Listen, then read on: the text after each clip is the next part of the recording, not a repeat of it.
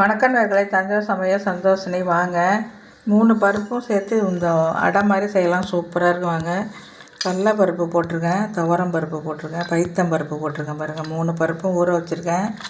தேவையான அளவு ஊற வச்சுருக்கேன். ஒரு 2 ஸ்பூனு தான் போட்டு நான் ஊற வச்சுருக்கேன். 3 மிளகாய் நைட்டே இதை ஊற போட்டுடணும். அரிசி கொஞ்சோண்டு ஊற வச்சுருக்கேன். பாருங்கள், சின்ன கப்பால் இதெல்லாம் 1 கப்பு போட்டிருக்கேங்க அரிசி. வெங்காயம், கருவேப்பிலை, கொஞ்சோண்டு சோம்பு போட்டுடலாம், கொஞ்சோண்டு மஞ்சள்தூள் போட்டுடலாம்.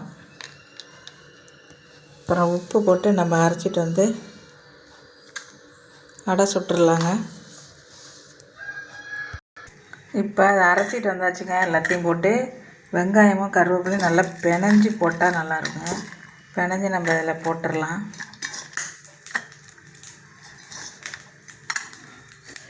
இப்போ தோசை கல் போட்டிருக்கேங்க. அடுப்பு ஆன் பண்ணி ஆயில் கொஞ்சமாக ஊற்றிருக்கேன். நல்லா கலக்கி ஊற்றலாம். வாங்க, ரொம்ப டேஸ்டியாக இருக்குங்க. நீங்கள் 3 பருப்பு போட்டு செஞ்சு பாருங்கள், ரொம்ப டேஸ்டியாக இருக்கும். நீங்கள் தண்ணியாக கரைச்சி ஊற்றுறதுனால ஊற்றலாம், இல்லை கட்டியாக வந்து அடை மாதிரி சுடுறதுனால சுட்டுக்கலாம். அது உங்கள் விருப்பங்க. ஆயில் ஊற்றிக்கலாம். உரப்படை ரெடி ஆயிடுச்சுங்க. இதை எடுத்துடலாம்.